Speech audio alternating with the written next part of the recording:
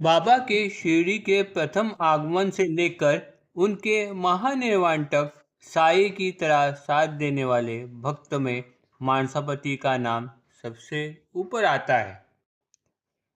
उनका पूर्ण नाम मानसापति चिमाजी नागरे था।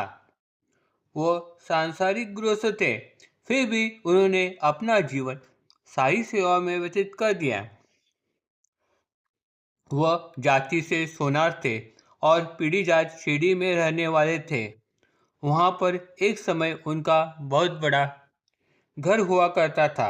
सात और 7 से लेके 8 एकड़ तक उनकी जमीन भी थी।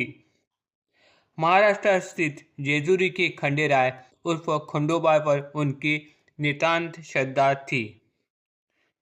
साल में एक बार वो जेजुरी की पदयात्रा किया करते थे। शिरडी गांव के बाहर मानसवती का खंडोबा का मंदिर था। उसके वो पुजारी थे। उसके सामने जो आंगन था वो अमीन भाई का था। बाद में वो मानसापति ने खुद खरीद लिया। 3 साल के बाद शिरडी में जब साईं प्रकट हुए थे, तभी उसी खंडोबा मंदिर के सामने मानसापति जी ने उनका आओ साईं कह के स्वागत किया था। तब बाबा ने खुद के लिए साईं ये नाम स्वीकार कर लिया।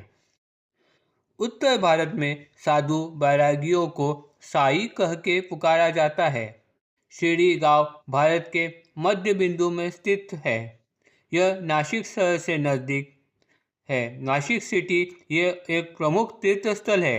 इस वजह से अक्सर साधु सन्यासियों का शिरडी के रास्ते आवागमन होते रहता था। भारतीय हिंदू संस्कृति के प्रथानुसार गांव में आने वाले साधु सन्यासियों का आगत स्वागत तथा उनके रहने खाने का इंतजाम शिरडी में रहने वाले काशीराम शिंपी, अप्पा जागले तथा खंडोबा के पुजारी मानसापति ही किया करते थे। इस वजह से बाबा उनमें घुल मिल गए। उनके साथ बातचीत तथा चिलिम्बी पीना जो रोज़मर्रा का जीवन का उनका हिस्सा ही बन गया। मानसोपति के साथ उनका विशेष नाता था। बाबा भी उनके रंग में रंग गए। मानसापति तो पूर्ण रूप से सांसारिक गृहस्थ थे। उन्हें 4 लड़कियां थी और एक लड़का था, लेकिन उनका लड़का बचपन में ही गुजर गया।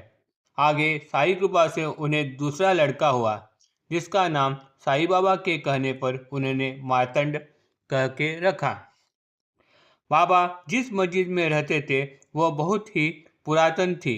वह पड़ी और जीर्ण बन गई थी, इसलिए उसका पुनर्निर्माण का विचार साई के एक भक्त नाना साहेब चांदोलकर के मन में आ गया। ऐसा प्रस्ताव उन्होंने साईं बाबा के सामने एक बार रखा। उस वक्त मानसापति बाहर से साईं बाबा के सामने आए। साईं बाबा ने उनसे इस बारे में उनकी राय मांगी। मानसापति ने भी इस बात के लिए सहमति दिखाई और श्रीफल फोड़कर कार्यारंभ भी कर दिया। बाबा मस्जिद में रहने लगे। तब से मानसापति और तात्या पाटिल हर रोज बाबा के साथ मस्जिद में सोते थे। आगे बाबा एक दिन छोड़कर चावड़ी में सोने लगे। मानसापति भी उनके साथ सोते थे। बाबा के साथ मस्जिद में सोने का भाग्य इन दोनों को ही प्राप्त हुआ, बल्कि बाबा तो रात भर उन्हें सोने भी नहीं देते थे। तीनों में दंगा मस्ती हंसी मजाक चलते रहता था। मानसापति तो सुबह होने तक बाबा के पास बैठकर अकेले में गपशप करते रहते। बाबा के समाधिस्थ होने के बाद भी वो प्राय मस्जिद में ही सोते थे। बाबा और मानसापति का नाता बहुत अजीब ही था और रहस्यमय भी। इसी वजह से उनकी कुछ खास गपशप रात के अंधेरे में एकांत में ही चलती थी, वो भी चिलीम पीते पीते उनके खास भक्तों के साथ। इस बारे में बाबा के एक स्त्री भक्त काशीबाई कानिटकर का खुद का अनुभव जो 1906 साल का है वो विशेष है। वो कहते हैं, बाबा एक दिन छोड़कर चावड़ी में आकर सोते थे। हर रोज के उनके नियमानुसार बाबा और मानसावती सोने के लिए एक बार चावड़ी में आ गए। वह अंधेरे में चावड़ी के अगले हिस्से में बैठे थे। उस वक्त मेरे पति श्री गोविंदराव कानिटकर भी वहाँ पर मौजूद थे। तब उन्होंने दोनों को बड़े ही मज़े में बातचीत करते हुए सुना। बातचीत के दौरान मानसावती ने चिलिम सुलगाई और दोनों भी चिलिम पीते पीते बातचीत में मग्न हो गए, लेकिन दोनों में हो रही बातचीत का अर्थबोध मेरे पति गोविंदराव जी को नहीं हो रहा था।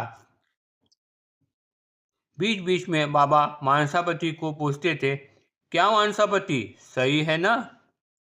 इस पर वह कहते, बेशक बेशक, लेकिन उनकी बातों का बोध उन्हें नहीं हो रहा था। हर वक्त बाबा के साथ संबंध की वजह से बाबा के गूढ़ और रहस्यमय बातों का ज्ञान मानसावती को हो जाता था। इसी वजह से बाबा की चमत्कारिक गूढ़ भाषा का ज्ञान जब उनके भक्तों को नहीं होता था, तब उस बारे में वो मानसावती को पूछते थे और वह उस बातों का स्पष्टीकरण भक्तों को कर देते थे। ऐसा था मानसावती और साईं बाबा का नाता। Om Sai Ram. Please like and subscribe my channel.